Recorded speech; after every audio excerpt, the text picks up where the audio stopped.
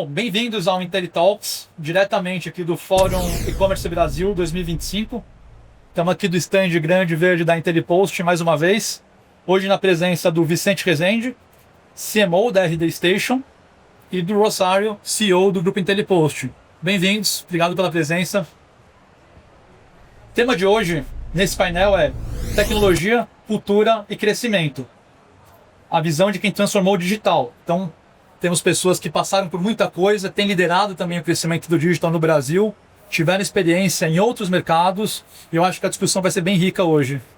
Muito bem-vindo, Ross, obrigado. Vicente, obrigado. Obrigado, João. Vou começar com um resumo do que é o nosso roteiro aqui.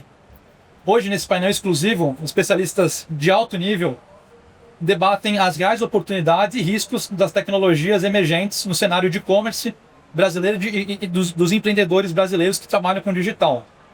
Vamos além do hype, todo mundo tem falado, para revelar quais inovações podem não entregar o esperado, enquanto apontamos tendências silenciosas que estão acontecendo aqui, de repente a gente não vê, que estão passando despercebidas, mas que podem se tornar decisivas nos próximos anos para quem trabalha no mercado. Vou começar com uma pergunta para os dois. Vou sugerir que a gente comece pelo Vicente, depois pelo Ross. E a gente vai discutindo, fiquem à vontade para interromper, para trazer outros pontos e para nos ajudar aqui na conversa. Bora. Primeira pergunta aqui para os dois. Considerando que o e-commerce brasileiro deve crescer 16% em 2025, qual é a maior armadilha para empresas que planejam apenas captar parte desse crescimento, mas não questionam seus próprios modelos, que têm feito até então? Bom, primeiro, obrigado pelo convite, obrigado, Ross, obrigado, João, prazer estar aqui com vocês.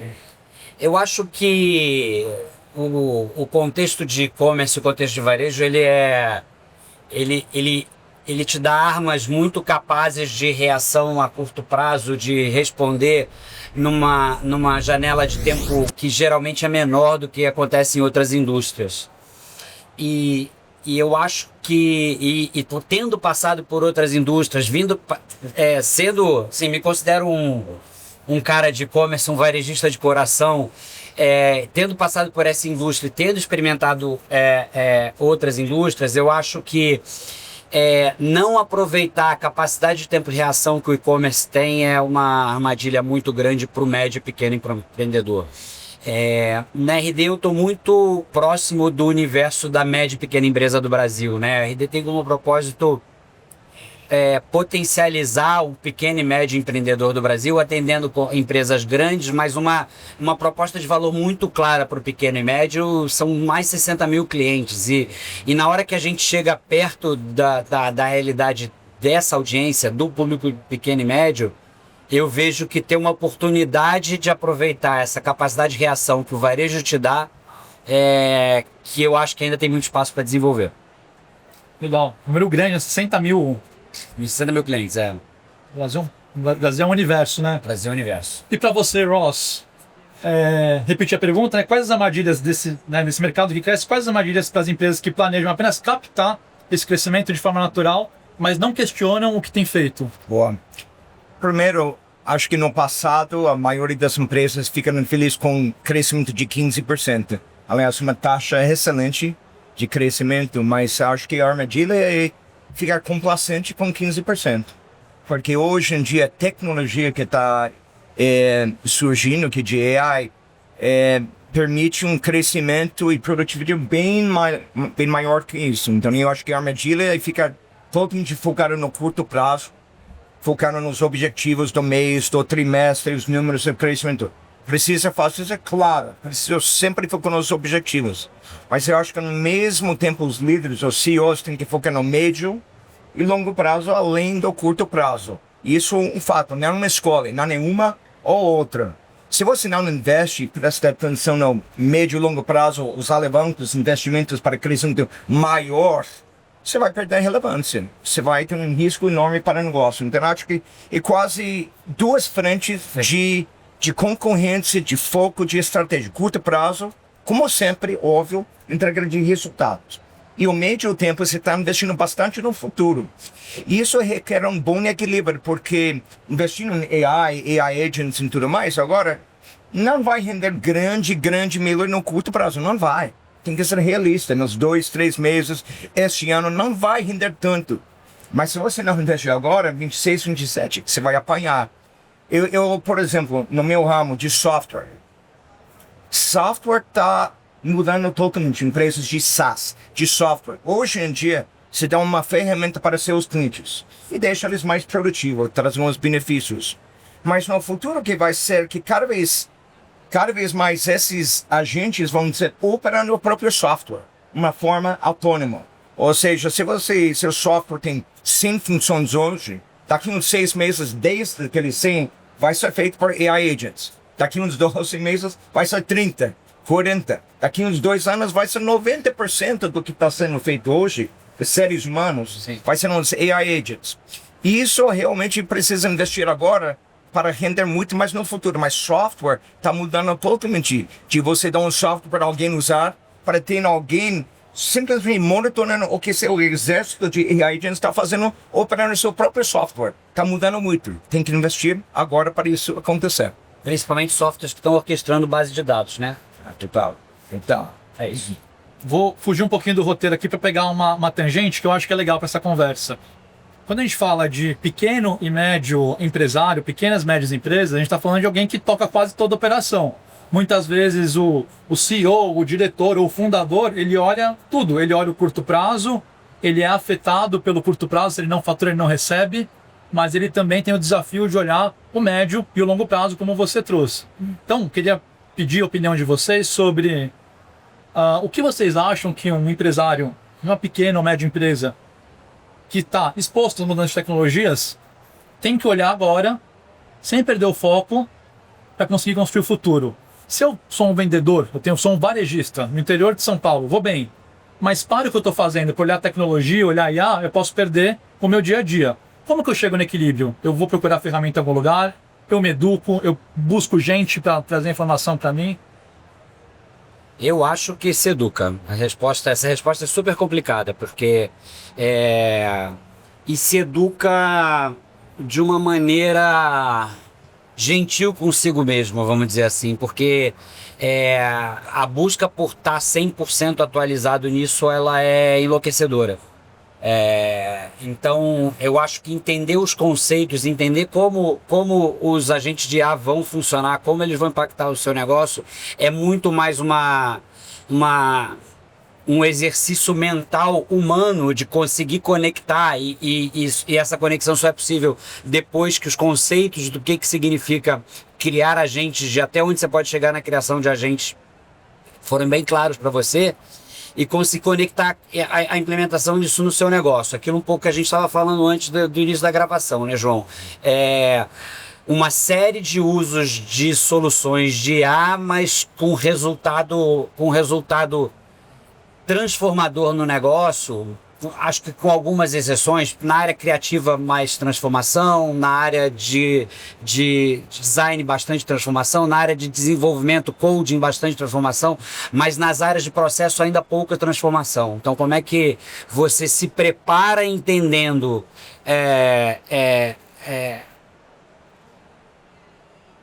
a lógica por trás do negócio, o modelo por trás do negócio, o que é possível por trás do negócio e tentando vislumbrar como isso aplica na sua realidade. Eu acho que nesse caso do eu empreendedor, ele é mais difícil. Acho que quando você parte um pouco mais para cima, quando a empresa já tem uma certa estrutura, como incentivar as equipes a criar esse modelo mental, a trabalhar e como dar as ferramentas de maneira organizada para que elas trabalhem. Então, a gente fala muito de precisamos capacitar os times de IA, mas a gente não dá as soluções de IA. A conta das LLMs é da pessoa física, não tem uma conta corporativa da LLM.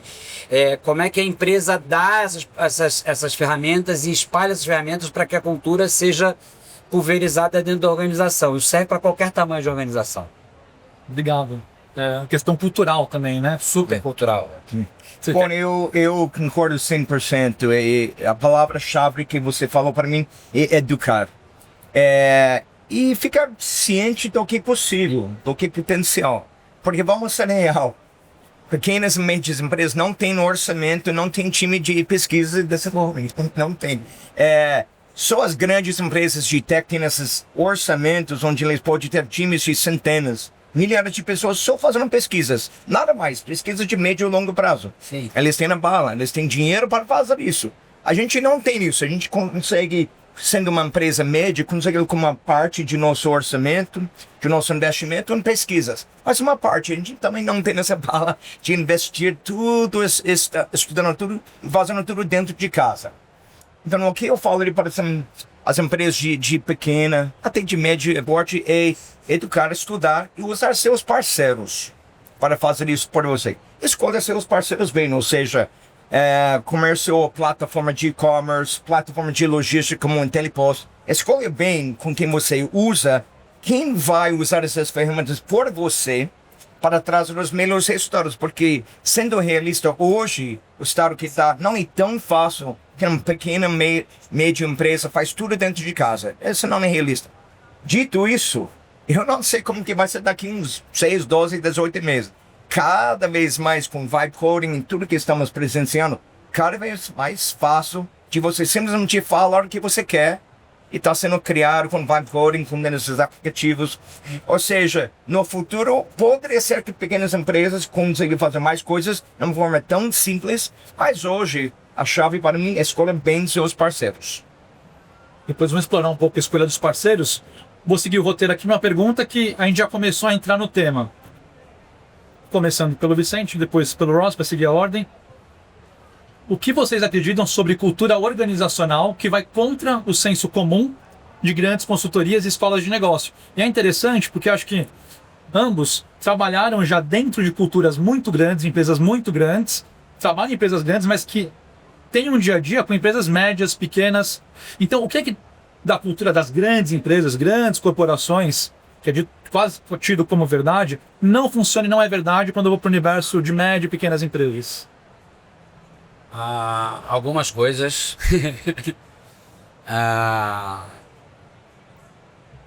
Eu acho que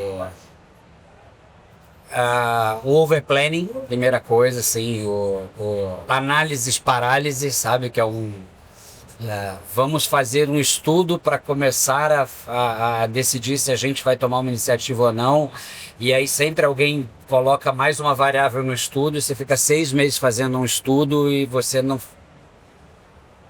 sai do lugar. Eu acho que esse é um risco enorme, cair em parálises de análise, principalmente no nosso segmento, que os dados estão disponíveis e certamente dá para cair nessa armadilha. Acho que essa é uma coisa.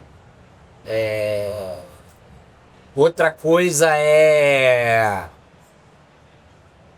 a falta de adaptabilidade para o segmento da empresa. Então, a empresa opera de uma determinada maneira quando fatura 10 milhões e segue operando da mesma maneira quando já está faturando 100 milhões e tende a operar da mesma maneira quando está faturando 200 milhões.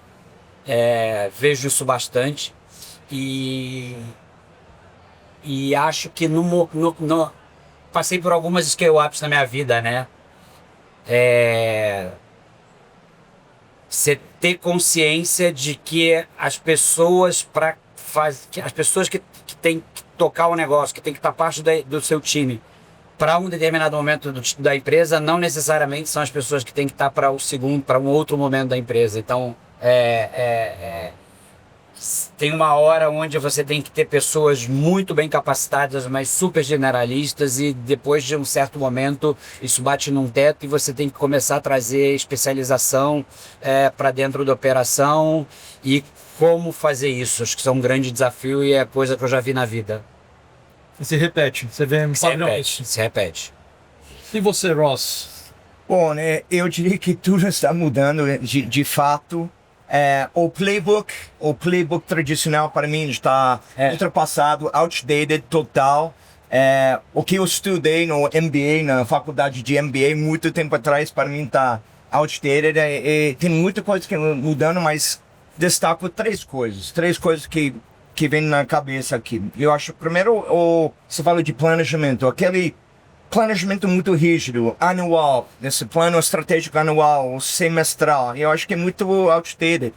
o mundo hoje é tão dinâmico, mudando tão rápido com tecnologia, que você tem que ser muito mais ágil. Cada conversa que você tem de cliente, cada nova tecnologia que permite que o AI vai lá e faz market research, né, pesquisas com dezenas, milhares de empresas que antes você conseguiu só falar com 10. Você está conseguindo trazer tanta informação de uma forma dinâmica, você tem que usar essa informação, essas novidades à sua vantagem. Tem que ser ágil. Então, talvez você começou com um plano X no roadmap, por exemplo, de produto. Mas daqui a um mês, você tem que falar com mais 20, mais 30 clientes e você descobriu um nicho muito importante. Você vai falar, não, essa pode ter o maior ROI, mas não está no roadmap. Vamos esperar assim. Não é assim. Sim. Você tem que ser muito flexível, muito ágil. Porque no final das contas, o que você quer? Você quer que seus clientes atuais e futuros estão felizes. E você está dando o maior valor possível para eles. E você quer que a empresa dê certo. Com isso, você tem que ser muito ágil. Então, isso é uma coisa que mudou. 2, eu falo de educação, outro tema que a gente já tratou aqui. Eu não sei se... Não tenho filhos ainda, mas quando eu tiver, acho que nem vão para a faculdade. Eu não acho que a faculdade vai existir, na minha opinião. Está mudando tanto como eu aprendo. Hoje em dia, eu aprendo tudo com ChatGPT ou os outros LLMs. E cada vez melhor, você está aprendendo com essas ferramentas de uma forma personalizada, customizada. Tudo que eu quero saber, eu aprendo lá. Então, eu não acho que daqui uns anos, 10 anos, 15 anos, vai ter um professor lá falando uma coisa para 60, 100 alunos, que pode ser pertencente ou não. Eu acho que a educação vai mudar totalmente. Por que falo isso? Eu acho que hoje em dia, se não precisa aquele time de recursos humanos que está lá criando um plano de trilha de carreira, desenvolvimento muito rígido para cada pessoa. Acho que tem que ser customizado. Então, hoje, eu acho que a aprendizagem, desenvolvimento dos profissionais vai mudar totalmente aqui. E, por último, eu diria que tem mais uma coisa que acho que está mudando totalmente. Antes era, você tem uma oportunidade, problema, etc. E você vai alocar um número de recursos lá que você acha proporcional à oportunidade. Hoje em dia, para mim, não é número de recursos. Com AI, eu acho que a questão é, a gente poderia até fazer essa, investir na tecnologia, não de pessoas. Então, para mim, o paradigma deve ser, antes de contratar um monte de gente, ver o que soluções de tecnologia, AI, consegue resolver, não em pessoas, e, para mim, investimento em tecnologia. Acho que isso mudando bastante. Eu costumo dizer para o meu time que playbook tem que ser uma estrada, né? Porque muitas vezes na hora que você coloca um playbook, as pessoas entendem que o playbook é um trilho e você não desvia 1 centímetro desse playbook. E isso é irreal, é ultrapassado, é ineficiente. Então, mas continua-se... existe uma metodologia colocada não só nas grandes consultorias, mas na visão das grandes startups de 5, 10 anos atrás, que você tinha que ter uma operação playbookada. Eu acho que ser capaz de questionar esse playbook o tempo todo é uma coisa que é importante na linha do que o Lotso falou. 5 anos atrás, há algum tempo não era a longo prazo, né? E você falou como se fosse muito tempo atrás. 5 anos atrás é muito tempo atrás. Hoje é muito tempo atrás. Vou sair um pouco do roteiro, mas acho que tem uma informação importante também. Queria ouvir vocês. Os dois comentaram sobre a capacidade de escolher bem o fornecedor, escolher com quem você trabalha, né? Então, se por um lado sou uma grande empresa e posso tomar a decisão de construir uma área, construir um centro de excelência, quando eu sou uma empresa média e pequena, eu tenho que escolher bem com quem eu trabalho. Então a gente falou disso, acho que vocês dois também tiveram essa experiência de ser cliente e ser fornecedor também. E queria ouvir de vocês, qual que é o jeito certo de escolher? Como que eu não caio, vou botar aspas aqui, num papo de vendedor e compro uma coisa que eu não preciso? E como que eu crio parcerias de verdade e escolho o melhor fornecedor para trabalhar comigo? Tem dica aí? Bom, eu acho que voltando para o mesmo tema aqui, tem que estudar. Parceria, quando você está falando, no nosso caso, um casamento, digamos assim, como ERP. Você não quer escolher um parceiro para 1 mês, 2 meses. No nosso caso, muitos anos. Isso tem que estudar bem. E eu acho que nos nossos números falam bastante coisa. Antes de entrar, eu estou aqui 3 anos como CEO da Telepost. Antes que entrei, nosso NPS era -1. Agora 80, uma virada de mais de 80 pontos, que é quase inédito no mundo. Se você faz uma pesquisa na ChatGPT, quantas empresas fizeram uma virada de jogo de mais de 80 pontos é pouco. E eu acho que quando você vê nossos case studies, nossos próprios clientes falam de quanto que eles ganharam de benefício, eu acho que impressiona. Então, para mim, você tem que estudar. Mas, para mim, é tudo data-driven. Um dos valores de nossa empresa é data-driven, usar dados, fatos, análises. Então, para mim, é estudar bem o que a empresa já fez, fala com outros clientes deles, ver os resultados dos outros clientes. Tem que estudar muito bem e ver quem, no final das contas, vai ser seu parceiro de médio e longo prazo, por anos. E eu gosto onde a gente está, porque nosso foco total é obsessão pelo cliente e traz resultados para nossos clientes. Eu acho que tem alguns aspectos, no caso da RD especificamente, que é a educação, né? A capacidade de educar e explicar para o cliente um modelo de integração com marketing e vendas que não é trivial, que não é absolutamente difundido no mercado. Assim, é preciso entender muito claro que o e-commerce é muito sofisticado no Brasil. A digitalização das empresas, dos outros segmentos não acontece na mesma magnitude. Então, eu acho que tudo isso que o Ross falou e de consistência de número, cases de sucesso, etc., mas entender do nosso mercado, uma capacidade de suportar o cliente em como operar com a solução, porque a solução ela não é exatamente trivial, ela parte de uma metodologia e de um modelo de visão onde você integra a geração de demanda com a geração de receita de uma maneira que é diferente, que não é comum no mercado.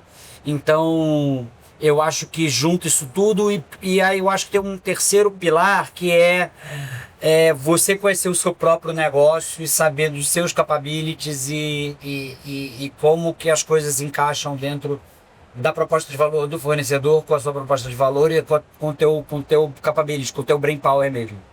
Legal. Posso complementar mais uma coisa Claro. que entrou na cabeça? O outro fator acho importante quando você escolhe seu parceiro e quanto que eles estão investindo para o futuro. Porque pode ser uma solução boa hoje, mas se não está investindo uma boa parte no futuro, vai ficar estagnado. No nosso caso, ano passado, investimos mais de 40 milhões de reais em pesquisas e desenvolvimento. Porque cada vez mais, cada trimestre, cada semestre que passa, a gente quer entregar mais e mais e mais valor para nossos clientes. Se você não está investindo hoje, você vai chegar a um nível e vai estagnar. Em 5 anos você vai ficar velho, como a gente disse na pergunta anterior. Rápido. É rápido. Total, bem rápido. Vou puxar aqui o roteiro e voltar para o Vicente. Pergunta difícil. Com a chegada das IAs, né, as IAs generativas e a personalização avançada, como que as marcas B2B podem fortalecer o relacionamento com o consumidor? B2B. Com o cliente B2B, você está perguntando? Diversas maneiras. Acho que a gente consegue fazer uma personalização mais próxima do que o B2C fazia e não era possível fazer, porque a persona ou a clusterização do B2B ela não era tão, ela é mais difusa do que a personalização B2C. Então, acho que várias práticas de B2C elas começam a entrar dentro do B2B de uma maneira bastante forte. Acho que tem a resposta óbvia. A minha capacidade de criar campanhas ela foi multiplicada por N, mas isso serve para todo mundo. Acho que agora a gente entra num modelo onde eu começo a entender propensão de compra de lead de uma maneira que eu não conseguia fazer anteriormente. A capacidade de desenvolver algoritmo proprietário escalou muitíssimo, tudo. Então, antes a gente já viveu isso em vidas passadas juntas, onde você precisava ter um exército de físicos e matemáticos e engenheiros para montar os seus algoritmos. Hoje isso virou uma coisa de prateleira, muito fácil. Acho que a gente só está arranhando a superfície do que os agentes vão conseguir fazer. Então, como orquestrar banco de dados, como solucionar problemas do seu negócio, como criar codificação tailor-made para os clientes. Então a gente só está iniciando isso. Acho que o grande desafio é encontrar casos onde, com exceção dessa indústria criativa, seja criação de banners, campanhas publicitárias, como é que você impacta isso de verdade no negócio? Acho que é um pouco que o Ross falou. É uma construção para médio e longo prazo, mas ela precisa ser feita e ela precisa estar permeada na cultura e na prática de todo mundo dentro da organização.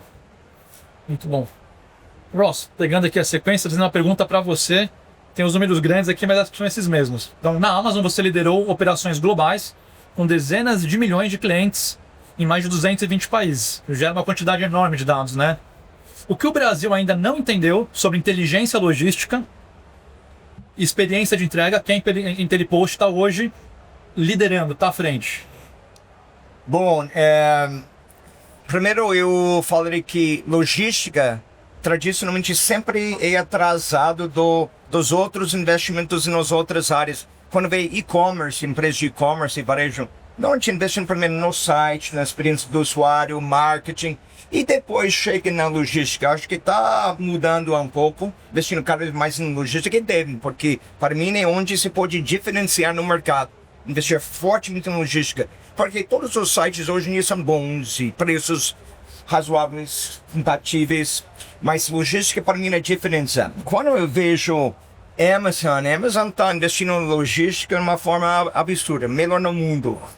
Claro, eles têm muito mais dinheiro para fazer isso, mais dinheiro que a gente tem para investir nisso. Quando você vê o Jeff Bezos voltou para a Amazon, por exemplo, e atualmente a Amazon está investindo em mais de 1.000 iniciativas de AI e Bezos está quase 100% focado nisso. Quando você olha na parte de logística, impressionante que eles fazem de supply chain, de decidir com AI exatamente onde todos os produtos, qualquer produto deve ser de estoque, quando que deve comprar, tudo de uma forma automática. Quando compra, de quem, quanto, onde ser posicionado, tudo para ter melhor experiência de entrega mais rápido, com custo menor, com roteamento, assim que os produtos chegam exatamente quando devem chegar. O investimento total em logística está muito avançado. Aqui no Brasil estamos investindo em logística, em AI, em vários frentes também. Não posso dizer que estamos investindo tanto em todas as áreas que a Amazon, porque realmente eles são o líder no mundo de investimento em logística, de fato. Mas aqui no Brasil somos pioneiros nesses investimentos em soluções. Posso citar uns exemplos de AI na parte de logística. Nossos modelos preditivos, por exemplo, de quando o produto vai chegar, ou se aquele produto vai chegar atrasado com o modelo preditivo. Outra área de investimento é, no momento de compra, você tem as opções de frete, preço-prazo, basicamente, de várias opções de preço-prazo lá. Isso, usando AI, a gente pode prever qual seria a melhor combinação de preço-prazo para aumentar as vendas, para maximizar a taxa de conversão. Essas são umas áreas que estamos investindo de AI, da forma de melhor experiência de entrega e aumentar as vendas. E, por último, eu diria, temos mais uma área de investimento que AI Agents, onde nossos AI Agents que estamos desenvolvendo podem fazer uma série de ações de uma forma 100% autônoma. Por exemplo, conversar com o transportador, ter uma conversa, natural language, linguagem natural, onde eles tentam descobrir por que aquele pedido está atrasado, ou série de pedidos estão atrasados. O AI consegue ter essa conversa, no maior número de casos, resolver pelo conversa com o transportador e depois atualizar o sistema. Quando não consegue, escala para o que eles chamam de Human in the Loop. Então, essa parte aqui de AI Agents operando o software de uma forma autônoma vai ser um tema que você vai escutar muito Cada mês que passa vai ser mais e mais esse investimento em AI agents que vai fazer o trabalho por você e você simplesmente fica supervisando, observando, sem ceder controle, sem ceder visibilidade. Você como na torre de controle observando esse exército de agents fazendo todo o trabalho por você. Esse é o futuro. Muito bom. Vou esticar um pouquinho mais, que a gente tem tempo e tem algumas perguntas ainda que eu acho que vão ser legais de fazer. Quando você tem dinheiro infinito ou muito dinheiro, é muito fácil investir, né? Dei um exemplo aqui de uma empresa que tem muito recurso, então investe em 1000 iniciativas ao mesmo tempo. Quando você não tem dinheiro infinito, que é a realidade da maior parte das empresas, você tem que tomar decisões. Vocês falaram um pouco de cultura, falaram de agente, são duas coisas que vocês falaram ao mesmo tempo em situações diferentes. Quando a gente fala desse mundo novo, de IA, de inteligência artificial, que todo mundo fala, assim, a minha avó já sabe o que é inteligência artificial. E você tem recurso limitado, qual que é a direção do investimento, qual que é a melhor decisão que uma empresa como a de vocês pode seguir para explorar, criar capacidade, modelo de linguagem, apenas estudar? Qual é o caminho que você vê? O tiro principal para explorar o futuro de IA? Para quem não tem poder de investimento, Para quem tem poder limitado, para quem tem que poder escolher. limitado de investimento, incentivar que o time seja proficiente, que use IA no seu dia a dia. Sei lá, acho que essa é a minha resposta agora. Usar IA de fato no dia a dia dentro da operação. E isso é uma resposta bastante ampla, porque cada caso é um caso, mas capacitar as pessoas para as possibilidades do que a IA consegue fazer vai te dar diferença competitiva no futuro. Tem uma frase, né, que é: a IA não vai substituir as pessoas. Não. Pessoas que usam IA vão substituir pessoas que não usam IA. É simplesmente isso, é exatamente isso.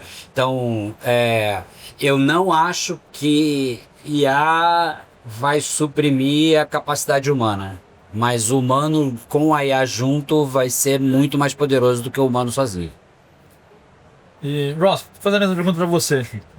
Dado que não dá, nesse momento, para investir em 1000 iniciativas de IA ao mesmo tempo, com um recurso um pouco limitado, uma outra empresa, qual que é a direção mais correta que você vê hoje, nesse momento de incerteza ainda desse mercado? Eu concordo com a resposta do Vicente. É muito parecido no sentido que, para mim, cada pessoa usando os LLMs, ChatGPT, Gemini, o que quiser, né? Tem tantas boas, Anthropic é ótimo também. Eles são impressionantes o que eles estão proporcionando.